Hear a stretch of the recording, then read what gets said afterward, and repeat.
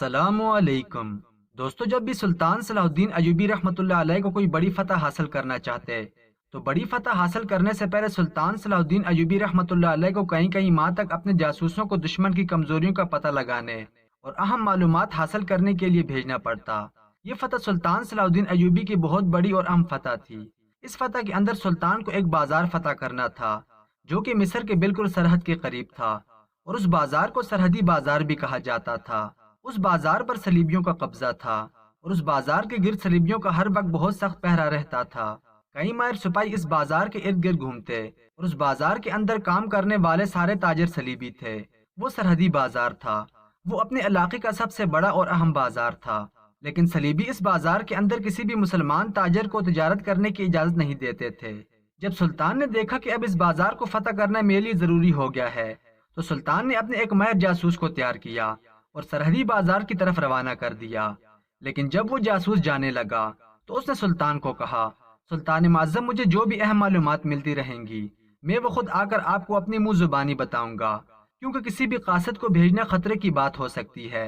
ہو سکتا ہے کہ دشمن کو ہمارے منصوبے کا پتہ چل جائے اور وہ راستے میں ہی ہمارے قاصد کو قتل کر کے کوئی اور قاصد بھیج دے، یا یہ بھی ہو سکتا ہے کہ ہمارے دشمن اس چٹھی کے اندر لکھا ہوا پیغام بھی تبدیل کر سکتا ہے۔ لہٰذا مجھے جو بھی معلومات ملیں گی میں وہ آپ کو آ کر خود بتاؤں گا، لیکن چونکہ سرحدی بازار سے قاہرہ تک فاصلہ بہت زیادہ ہے لہٰذا ہر روز آپ کو معلومات دینا میرے لیے آسان نہیں ہوگا۔ اس لیے سلطان معظم، آپ اپنے کسی وفادار سپاہی کو فلاں جنگل کے اندر ایک درخت کے نیچے بھیجنا۔ میں کسی بھی طریقے سے عصر کے وقت اس درخت کے نیچے پہنچ جاؤں گا اور جو بھی معلومات ہوں گی آپ کے وفادار سپاہی تک پہنچا دوں گا، اور جب ہم اس بازار کے اندر صلیبیوں کی سب سے بڑی کمزوری تلاش کر لیں گے تو پھر ہم اس بازار پر حملہ کر کے سرحدی بازار کو اپنے قبضے میں لے لیں گے۔ یہ سن کر سلطان نے کہا، اے میرے ماہر جاسوس، تم نہ صرف تیز ہو بلکہ بہت ہی عقل مند بھی ہو، اور میں چاہتا ہوں کہ تمہیں جو بھی پیغامات ملیں، جو بھی اہم معلومات ملیں، تم وہ معلومات میرے کسی بھی وفادار سپاہی کے ہاتھ نہیں بلکہ خود میرے ہاتھ دے دو، تاکہ جو بھی معلومات ملیں اس بازار کو فتح کرنے سے پہلے وہ تمہارے اور میرے درمیان رہیں۔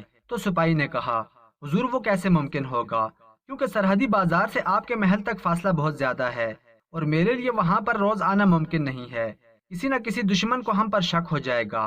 تو سلطان نے کہا کہ تم اسی درخت کے نیچے کسی بھی طریقے سے پہنچ جانا، میں خود ہر روز اسی درخت کے نیچے آ جاؤں گا اور جو بھی معلومات ہوں گی بغیر کسی کو پتہ چلے پہنچ جاؤں گا۔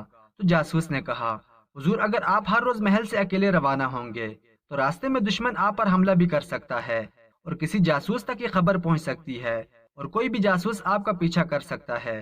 تو سلطان نے اسے کہا کہ تمہیں پریشان ہونے کی ضرورت نہیں، میں اتنی تیزی کے ساتھ محل سے نکلوں گا کہ میرے سب سے قریبی سپاہی کو بھی شک نہیں ہوگا۔ جاسوس سلطان کو خدا حافظ کہہ کر وہاں سے چل پڑا۔ وقت گزرتا رہا۔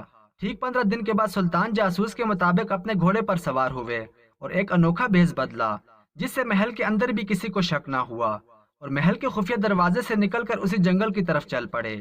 سلطان گھوڑے کو تیز رفتاری کے ساتھ دوڑاتے ہوئے جا رہے تھے تو سلطان کا گزر ایک ایسی بستی سے ہوا جس بستی کے بالکل درمیان میں اس جنگل کی طرف والا راستہ گزر کر جاتا تھا۔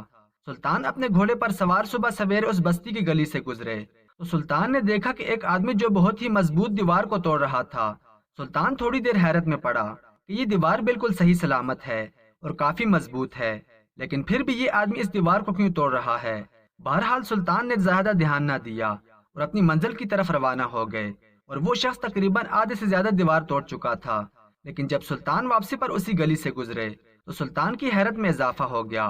سلطان حیران و پریشان ہو گئے، کیونکہ وہی آدمی جو صبح دیوار کو توڑ رہا تھا اور جس نے ساری دیوار توڑ لی تھی، وہ شام کے وقت دوبارہ نئی دیوار اسی جگہ اسی مٹی اور اسی پتھروں سے تعمیر کر چکا تھا۔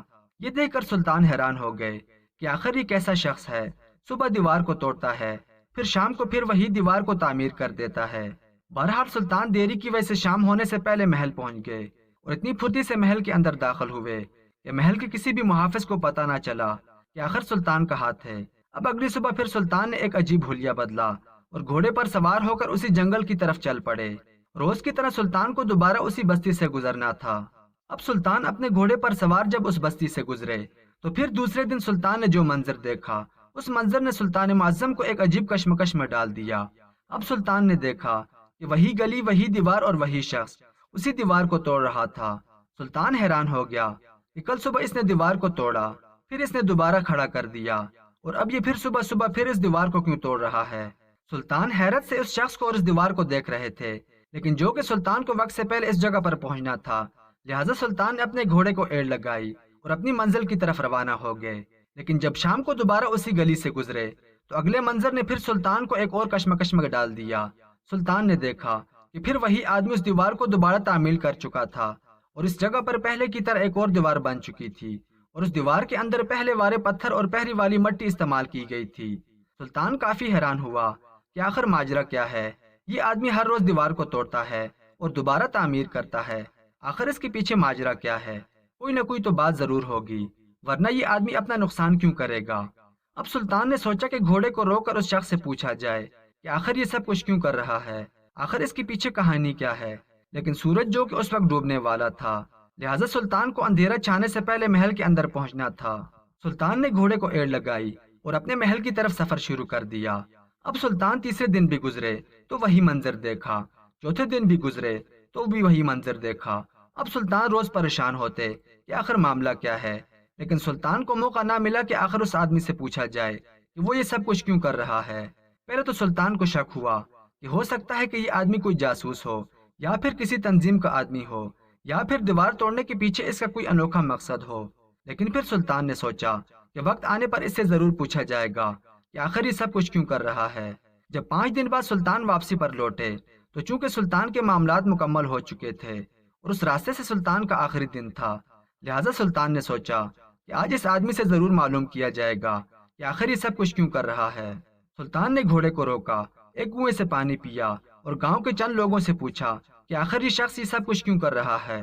تو اس بستی کے لوگوں نے سلطان کو بتایا کہ حضور ہمیں تو نہیں پتا، یہ بڑا ہی عجیب آدمی ہے، یہ تقریباً پچھلے 5 سے 6 دنوں سے نہیں بلکہ کئی ماہ سے ایسا کر رہا ہے، لیکن ہمیں سمجھ نہیں آتی کہ آخر یہ سب کچھ کرنے کے پیچھے اس کا مقصد کیا ہے۔ سلطان حیران و پریشان ہو گئے کہ آج تو اس راز کے بارے میں ضرور معلوم کر کے رہوں گا۔ سلطان چونکہ ایک عام آدمی کے لباس میں تھے، لہٰذا بستی کے کسی بھی آدمی نے سلطان کو نہیں پہچانا۔ سلطان نے گھوڑے کو ایک چھوٹے سے درخت کے ساتھ باندھا اور اس آدمی کی طرف چل پڑے۔ سلطان جب اس آدمی کے گھر کے قریب پہنچے تو اس وقت سورج غروب ہونے والا تھا۔ سلطان تیز قدموں سے چلتے ہوئے اس آدمی کے پاس گئے اور اسے سلام کیا۔ اس نے سلام کا جواب دیا۔ اس کے جواب دینے کے انداز سے سلطان کو محسوس ہوا کہ یہ آدمی مسلمان ہے۔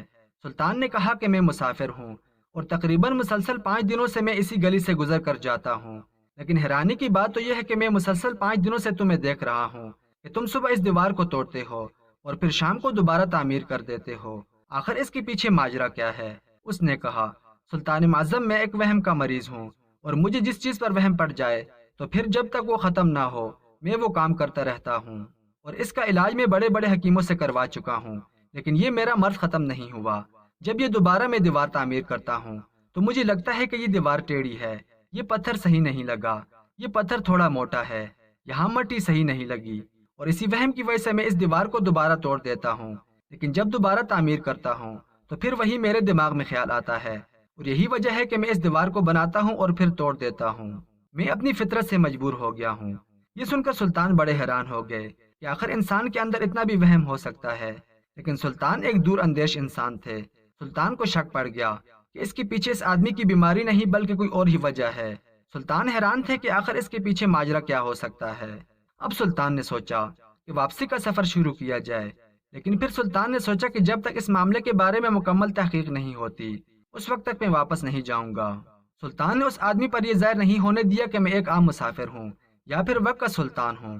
سلطان نے گاؤں کے چند لوگوں سے پوچھا کہ میں بہت دور کا مسافر ہوں اور مجھے رہنے کے لیے آج رات کا ٹھکانہ چاہیے، کیا مجھے آج کی رات رہنے کے لیے کوئی چھت مل جائے گی؟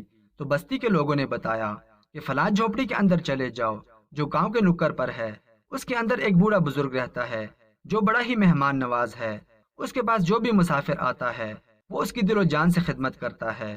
سلطان اپنے گھوڑے پر سوار اس جھوپڑی کے اندر پہنچے۔ سلطان نے بوڑھے کو سلام کیا اور اس سے کہا کہ میں مسافر ہوں۔ بوڑھے نے سلطان کو خوش آمدید کہا اور سلطان کے لیے کھانا لے کر آیا۔ سلطان نے کھانا کھایا اور بوڑھے نے پوچھا، حضور آپ کون ہیں؟ سلطان نے کہا، میں مسافر ہوں اور آج ایک اہم کام کے لیے آیا ہوں۔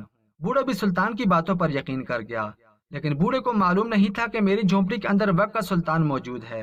کھانا کھانے کے بعد سلطان نے عشاء کی نماز ادا کی اور پھر اسی بوڑھے سے پوچھا بابا جی، اس بستی کے اندر 3 نوجوان ایسے مل جائیں جو چند سکوں پر میرے ساتھ ساتھ ایک اہم کام کرنے کے لیے چلیں۔ بوڑھے نے کہا، آخر تمہیں ایسا کیا کام کرنا ہے جو تم رات کے اندھیرے میں لے کر ان کو جانا چاہتے ہو، لیکن تھوڑے سے کام کے لیے ان کو اچھا خاصا معاوضہ مل جائے گا؟ بوڑھے نے کہا، 3 نوجوان ہیں جو بڑے ہی فرما بردار ہیں، میں ان کی طرف پیغام بھجواتا ہوں، وہ ابھی آ جائیں گے، لیکن آپ وعدہ کریں کہ آپ ان کو مناسب مزدوری دیں گے۔ سلطان نے وعدہ کیا اور اس بوڑھے کے سامنے ایک تھیلی سونے کے سکوں سے بھری رکھ دی۔ بوڑھے بزرگ نے مناسب مزدوری نکالی اور سلطان کو تھیلی واپس کر دی۔ سلطان نے کہا، حضور، میں اپنے دل سے بقیہ سکے تحفے میں دینا چاہتا ہوں، اور سلطان نے پیار سے اس بوڑھے بزرگ کو بقیہ سکے تحفے میں دے دیے۔ اب تھوڑی دیر کے اندر 3 نوجوان جھونپڑی کے اندر داخل ہوئے۔ انہوں نے سلام کیا، سلطان نے سلام کا جواب دیا اور پھر انہیں اپنا کام بتایا، لیکن بوڑھا حیران تھا کہ آخر سلطان کیا کرنے والا ہے۔ کوئی نہیں جانتا تھا کہ ایک چھوٹی سی بستی کے اندر ایک خستہ حال جھونپڑی کے اندر سلطان صلاح الدین ایوبی موجود ہے۔ سارے بستی کے لوگ اپنے اپنے خیمے کے اندر آرام سے سو رہے تھے، لیکن وقت کا سلطان اپنی رعایا کے لیے ایک خستہ حال جھونپڑی کے اندر اپنے فرائض کو نبھا رہا تھا۔ سلطان نے کہا، تم میرے ساتھ چلو، تمہیں جو کام ہوگا بتا دوں گا۔ تینوں نوجوان سلطان کے ساتھ چل پڑے۔ سلطان چلتے چلتے ان کو اس آدمی کی حویلی کے اندر لے گئے اور انہیں کہا کہ تم یہ دیوار توڑنے میں میری مدد کرو۔ یہ سن کر ان تینوں آدمیوں نے کہا، اے مسافر، بے شک آپ ہمیں 3 گنا بھی مزدوری دے دیں، لیکن پھر بھی ہم آپ کے ساتھ یہ غلط کام کرنے کے لیے تیار نہیں ہوں گے۔ کسی کے گھر کی دیوار توڑنا یہ غلط کام ہے۔ سلطان نے انہیں یقین دلایا کہ اس دیوار کے توڑنے کے پیچھے نہ ہی میرا کوئی ذاتی مفاد ہے اور نہ ہی اس آدمی کے ساتھ میری کوئی ذاتی دشمنی ہے۔ اور پھر سلطان نے کہا، مجھے اس آدمی کے اندر کوئی راز لگتا ہے، کیونکہ یہ کئی دنوں سے مسلسل دیوار کو توڑتا ہے اور پھر بناتا ہے، اور پوچھنے پر اس نے بتایا کہ مجھے وہم ہے، لیکن اس کے پیچھے اس کا کوئی بڑا مقصد بھی ہو سکتا ہے۔ میں آپ سے وعدہ کرتا ہوں کہ اگر اس دیوار کو روز توڑنے اور روز بنانے کے پیچھے اس شخص کا کوئی غلط مقصد نہ ہوا اور یہ واقعی میں اس کی بیماری ہوئی، تو میں اس کو دوبارہ دیوار بھی بنا کر دوں گا اور اس دیوار پر جتنا بھی خرچ آئے گا اس کا دوگنا معاوضہ بھی دوں گا۔ یہ سن کر وہ تینوں نوجوان سلطان کے ساتھ اس دیوار کو توڑنے کے لیے تیار ہو گئے۔ اب سلطان کے حکم پر ان تینوں نے اس دیوار کے ایک ایک پتھر کو توڑ دیا اور سلطان کو کہا، حضور دیکھیں، آپ کے سامنے ساری دیوار توڑ دی گئی، لیکن ہمیں تو اس کے اندر کچھ ایسا نظر نہیں آیا جس سے ہمیں یہ آدمی مشکوک لگا ہو۔ سلطان نے کہا، اس کے پیچھے ضرور کوئی ماجرا ہو سکتا ہے، دیوار کو تھوڑا نیچے کھودو۔ سلطان کے حکم پر ان تینوں نے دیوار کی بنیاد کو نیچے کھودا تو انہیں نیچے سے ایک اور پتھر نظر آیا۔ سلطان نے شمع کی روشنی تیز کی اور اس پتھر کو ان تینوں نے نکالا تو اس پتھر کے نیچے ایک دروازہ کھلا اور وہ دروازہ سیدھا ایک تہہ خانے کے اندر کھلا۔ نیچے تہہ خانہ دیکھ کر وہ تینوں نوجوان بکھلاہٹ کا شکار ہو گئے، لیکن سلطان نے دیکھا کہ اس دیوار کو توڑنے کے پیچھے اس آدمی کا کیا مقصد ہو سکتا تھا۔ سلطان نے ان تینوں کو کہا، تم باہر چلے جاؤ، میں ابھی آتا ہوں۔ سلطان نے چھلانگ لگائی اور تہہ خانے کے اندر داخل ہو گئے۔ جب سلطان تہہ خانے کے اندر داخل ہوئے تو دیکھ کر سلطان کے پیروں تلے زمین نکل گئی۔ سلطان نے دیکھا کہ اس تہہ خانے کے اندر بہت سارے جاسوس چھپے ہوئے تھے، اور وہ آدمی کوئی عام آدمی نہیں تھا بلکہ صلیبیوں کا ایک کمانڈر تھا۔ اس کے علاوہ وہ صبح دیوار توڑنے کے بعد اپنے جاسوسوں کو بڑے ہی طریقے سے نکال کر پورے علاقے کے اندر پھیلا دیتا، جو مسلمانوں کے اندر جا کر فحاشیت، آپس میں لڑائی جھگڑا اور اپنے سلطان کے لیے نفرت پھیلاتے، اور پھر شام کے وقت وہ آدمی دوبارہ ان کو تہہ خانے کے اندر بھیج کر اوپر سے دیوار تعمیر کر دیتا، اور اسی طرح اتنے سالوں سے اس پر کسی کو شک بھی نہ ہوا کہ وہ کوئی عام آدمی نہیں بلکہ ایک صلیبی کمانڈر ہے، اور ہر روز اس دیوار کو توڑنے کا اس کا مقصد کیا تھا۔ اور جب سلطان نے اگلی صبح ساری بستی والوں کے سامنے اس صلیبی کا مال اور اس کے چھپے جاسوسوں اور اس دیوار کو توڑنے اور روز بنانے کے پیچھے کا ماجرا بستی والوں کو سنایا، تو سب لوگوں نے اس صلیبی کمانڈر کو پوری بستی میں گھسیٹ گھسیٹ کر مار دیا۔ اور اس کے بعد سلطان نے چند ہی دنوں کے اندر بازار کو فتح کر کے اپنے قبضے میں لینے کے بعد صلیبی بادشاہ کو ایسا سبق سکھایا کہ وہ اپنی نسلوں کو سلطان صلاح الدین ایوبی کے سبق دے گیا۔ اور اسی طرح سلطان نے بڑی بہادری سے ایک تیر سے 2 شکار کر دیے۔ سلطان نے نہ صرف صلیبیوں کو بے نقاب کیا بلکہ سرحدی بازار کو بھی فتح کر لیا۔